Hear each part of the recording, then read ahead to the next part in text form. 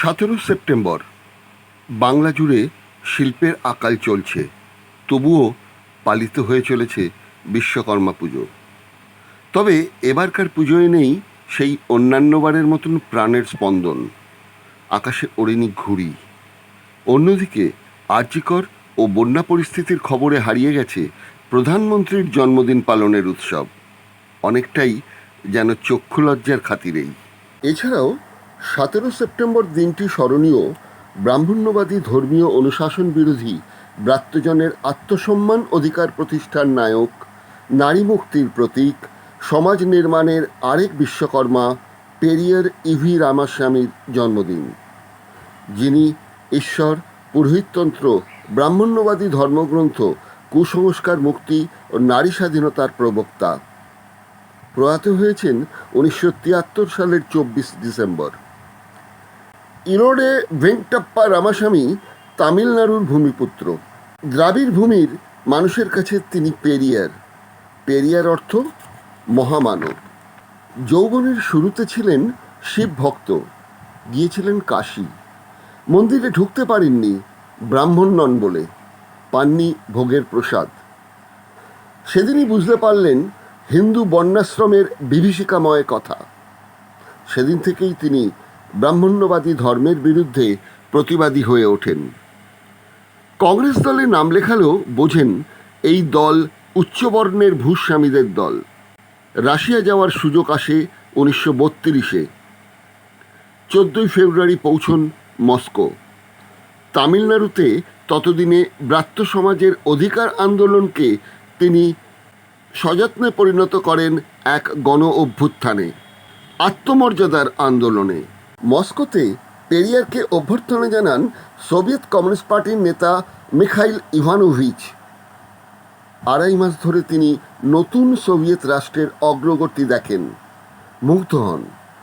1 মে শ্রমিক দিবসে তাকে বক্তব্য রাখার আবেদন জানান সোভিয়েত রাষ্ট্রপ্রধান জোসেফ স্ট্যালিন। পেরিয়ার ভারতের ব্রাত্য সমাজের শোষণের ইতিহাস সবিস্তারে তুলে ধরেন মস্কোতে। তামিলনাড়ুতে ফিরে একদিকে তিনি কংগ্রেস সম্পর্কে হতাশ হয়ে দল গঠনের প্রয়োজনীয়তা অনুভব করেন, তেমনই দরকার মনে করেন একটি সামাজিক সংগঠন গড়ে তোলার। শ্যামাপ্রসাদ মুখোপাধ্যায়ের হিন্দুত্ববাদী জনসংঘ ও সামাজিক সংগঠনের নামে আরএসএসের কর্মধারার মতন একটি দল, একটি সামাজিক সংগঠন তিনি গড়ে তোলেন। মস্কোতে তার আলাপ হয়েছিল বঙ্গ কমিউনিস্ট নেতা অবনী মুখোপাধ্যায়ের সঙ্গেও। তামিলনাড়ুতে ফিরে তিনি নির্বাচনে প্রার্থী দিলেন। শুধু হিন্দু নয়, খ্রিশ্চানদের ধর্মান্তকরণের বিরুদ্ধেও আন্দোলন গড়ে তোলেন পেরিয়ার। কিন্তু ধর্মীয় আগ্রাসী ঝড়ের সঙ্গে লড়াই চালালেও স্বপ্ন পুরোপুরি সফল করতে পারেননি পেরিয়ার। বাবা সাহেব আম্বেদকরের সঙ্গে তার যোগাযোগ হয়। তামিলনাড়ুর আঞ্চলিক দল ডিএমকের সৃষ্টির পেছনেও পেরিয়ারের অবদান রয়েছে ঐতিহাসিকভাবে। বাংলার মানুষ তাকে তেমন চেনেন না। হিন্দু ধর্মের ব্রাহ্মণ্যবাদী সংস্কার বিরোধী পেরিয়ারকে অনেকেই প্রশ্ন করেছিলেন, জন্মসূত্রে আপনি তো হিন্দু, আপনি কি হিন্দুত্ব ত্যাগ করবেন? এই প্রশ্ন উঠেছিল যখন 1956 সালের 14 অক্টোবর আম্বেদকর হিন্দু ধর্ম ত্যাগ করে বৌদ্ধ হন। পেরিয়ার বলেছিলেন, হিন্দু ধর্ম বলে কোনো ধর্ম নেই, সুতরাং কিছুই গ্রহণ করিনি, ত্যাগ করার প্রশ্নই নেই। অন্য ধর্মের মতন এই ধর্মে নেই কোনো তথাকথিত নিয়ন্ত্রক, নেই কোনো প্রামাণ্য ধর্মগ্রন্থ। তৎকালীন কংগ্রেসি রাজ্য সরকার সেই বইটি বেআইনি ঘোষণা করেন।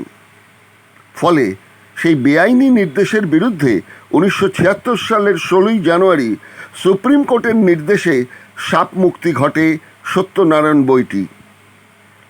2007 সালে আরএসএস, বিজেপি মূল গ্রন্থটি সংগ্রহ করতে না পারলেও কিছু অনুলিপি সর্বসাধারণের সামনে পোড়ায়, ঠিক যেমনভাবে আম্বেদকর মনুস্মৃতি পুড়িয়েছিলেন এবং সংবিধান পোড়াতে চেয়েছিলেন। 2020-তে সেই সত্যরামায়ণ আবার নতুন হিন্দি সংস্করণে প্রকাশিত হয়। বাঙালিকে বাংলা সংস্করণ উপহার দেন দক্ষিণ ভারতের দলিত সমস্যার গবেষক, বাম গণতান্ত্রিক আন্দোলনের সেনা লেখক সুপ্রিয় বন্দ্যোপাধ্যায়। পেরিয়ারের ১৪৫তম জন্মদিন হয়ে গেল ১৭ই সেপ্টেম্বর। তার জন্মদিন উপলক্ষে ভারতীয় বিজ্ঞান ও যুক্তিবাদী সমিতি এবং স্বাস্থ্যের পাঠশালার যৌথ উদ্যোগে এক বিশেষ আলোচনা সভার আয়োজন হয়েছে বনহুগলির বরানগরের সতীন সেন নগর রিক্রিয়েশন ক্লাবে। ২২শে সেপ্টেম্বর বেলা ৩:৩০।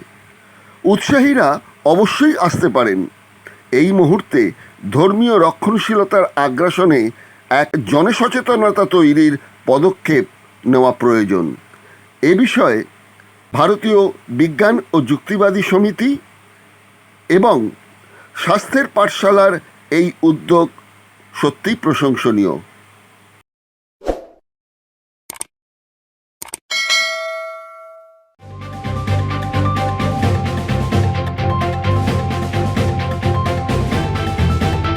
রংহীন সংবাদ আর অজানা তথ্যের জন্য দেখুন দিগদর্শন, 10-এর পাশে, দেশের সাথে।